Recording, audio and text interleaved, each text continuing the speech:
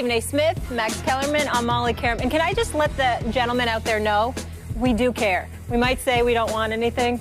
We care. Come through. It's my best advice. You ready to do this, gentlemen? Yes. Let's move on to sports. Okay, Let's move on. coming up, the one and only Magic Johnson will be right here in studio. How would he bring back the glory days of the Lakers? We'll ask him that. And you do not want to miss Stephen A. and James Harden going one-on-one. It's today, folks. It's later in the show. Please, I can't wait. Yes. I forgot all about it. You should have seen him in Houston, by the way. Extra butter salt. Could y'all please turn the channel? Do not watch me with James Harden, please. This has been like your nightmare for a week now.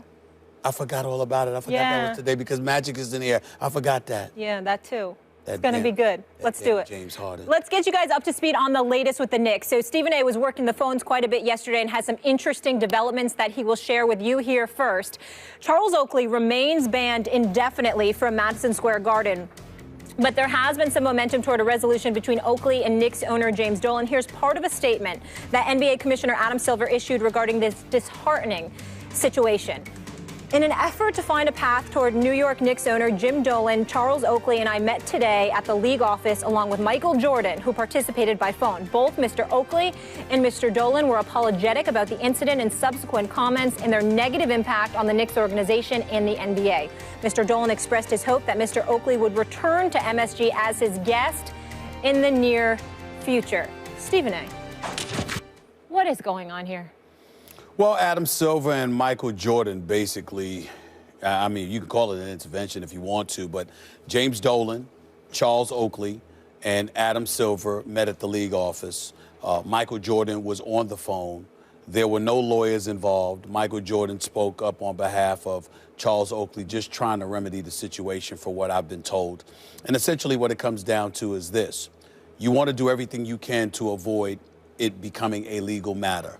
Oakley had intimated that he wanted to have a press conference, that he was entertaining legal action because of the things that were said about him, which he obviously feels, and adamantly so, is false. Michael Jordan confirmed that. According to my sources, he said he is not an alcoholic. He's a social drinker, just like a lot of us are. And so he made that clear to James Dolan. At the same time, James Dolan had some credence with his argument because they do have a video that we haven't seen, a video that is a little bit more incriminating than what Oakley would have led us to believe. This video is about Oakley's behavior leading up to security getting him? Correct. And so as a result, if it were to turn into a legal matter, it may not be as cut and dry as Oakley would have us believe. In any event, James Dolan made it very clear, according to my sources, that he doesn't want to, move forward with any kind of legal action or whatever the case may be. Security, who Oakley was seen putting his hands on in the videos that we've all seen, James Dolan is willing to make sure that that gets squashed as well. And his whole thing is that, listen, I don't know Charles Oakley. They've never even met. They never had a conversation ever before yesterday. And so Dolan's whole thing is that I'm the owner of the New York Knicks, and the only time I hear anything about you or from you is when you're going off about me in the papers and in the press. Oakley wants to be a part of the Knicks family. He would like to be a part of that inner circle that Dolan ultimately takes care of. And Dolan's mindset is that that's something that could potentially be worked out, but, you can't turn around and do that and then turn around and you're in the papers insulting me. And so as a result, no definitive resolution was reached, but Michael Jordan, in concert with Commissioner Adam Silver, were all about moving forward. Dolan is about moving forward. Charles Oakley, who I spoke to last night, was not about that completely. His whole thing is that he needed a few days to process it because he's still stung by the fact that he was called an alcoholic, which he adamantly and emphatically swears is not true. He's sensitive to the fact that family members, including his mother, were highly upset with what Dolan had to say. And his whole thing is, it's one thing for us to do things in private. It's another thing entirely to do it publicly.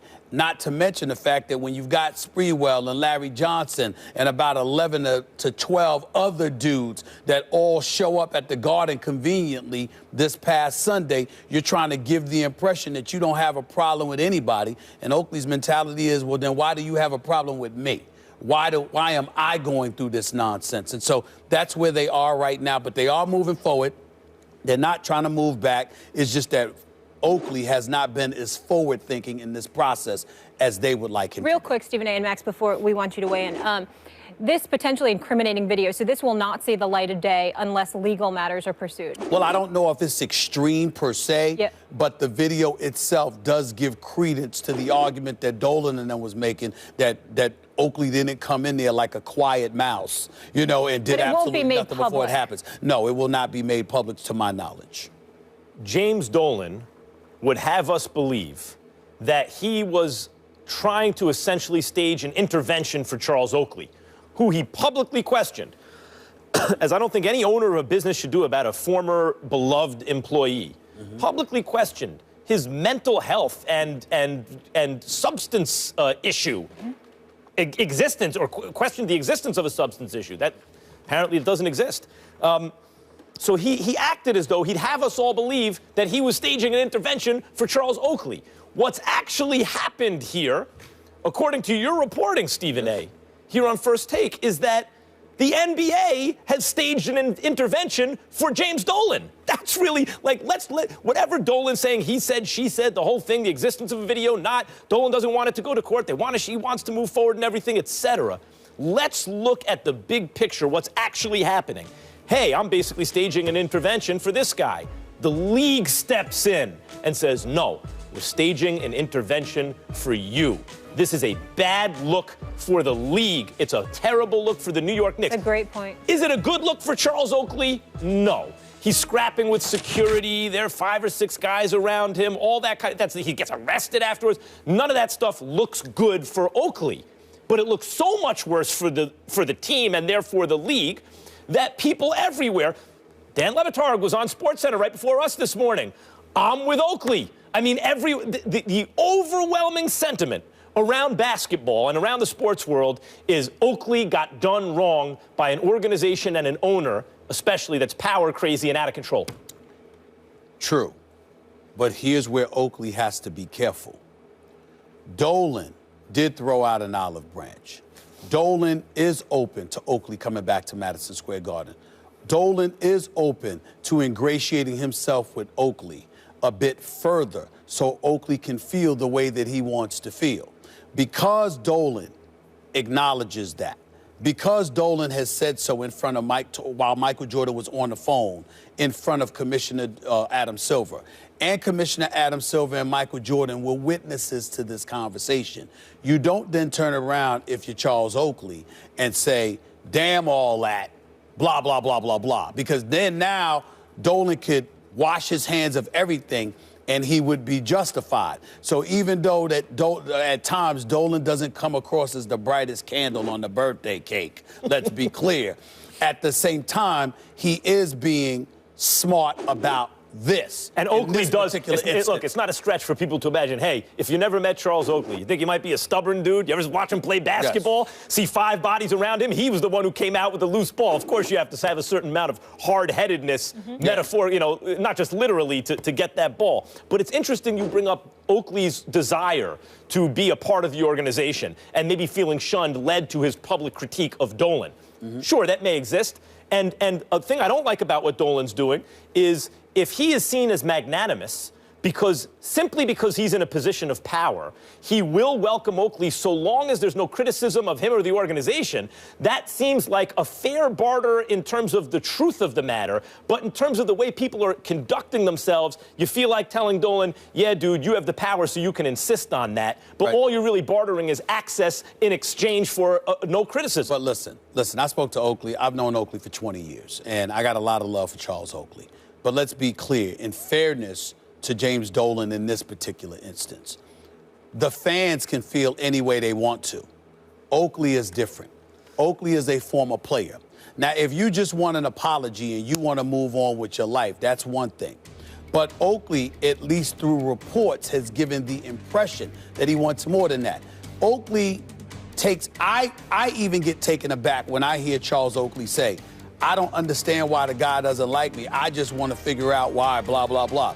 That's not the Charles Oakley I know. The Charles Oakley, I know, could give 2 cents how you feel about him. You could go kick rocks. So why do you care? Chances are you care because in some capacity you want to be employed by this man. Now, he hasn't openly admitted that, because I have asked, and he hasn't openly admitted that. There's no question in my mind, however, that that's what he wants. You want to sit up there, and because he's taking care of other players who are less storied in Knick lore than you are. So if they're getting a paycheck from the billionaire, why can't Charles Oakley get a paycheck from the billionaire? And if that's what your mentality is, I'm assuming, I don't know, but if that's what Charles Oakley's mentality is, Max, then the question does beg, it's one thing for the fans to be insulting to James Dolan, but James Dolan is under no obligation to pay people who are going to then turn around and insult him. That's just not smart. That is true, but and that's what Charles Oakley has to remember. I want to contextualize that a little bit, though, because I had lunch with a Knicks legend one day. I won't mention his name here. On the day of the decision, where LeBron went to Miami, and everyone in New York was very upset about it. Yep. And this legend was talking about the fact that the Knicks don't trade on their past, specifically those 2 championship teams from the late 60s, early 70s. And my point was, look, Bill Bradley ran for president. Everyone went on to do these big, great things. Maybe the Knicks feel everyone's too busy or intimidated. Who knows? And they said, no, we've all let them know. We want to come back. Trade on your history. Make us a part of this thing. And at the time, the Knicks simply didn't seem interested. So that's the kind of the broader context of this organization, which has not done a very good job, although Dolan personally has done well by certain players in terms of employment and loyalty to those players. But the overall kind of overarching story of the Knicks as it relates to their past is they don't seem to embrace it very much. They don't seem to embrace it too much, but then in fairness to the New York Knicks, how many organizations employ as many former players as the New York Knicks do? I don't know the answer to that question, but the Knicks have dared me to find out. So obviously they're very confident that in comparison to their contemporaries, that they do right by their former employees, more so than they're given credit for and more so than other organizations. If that is true, then you're Oakley. You have to think about that when it comes to talking about Knicks in the future. So let's pretend Oakley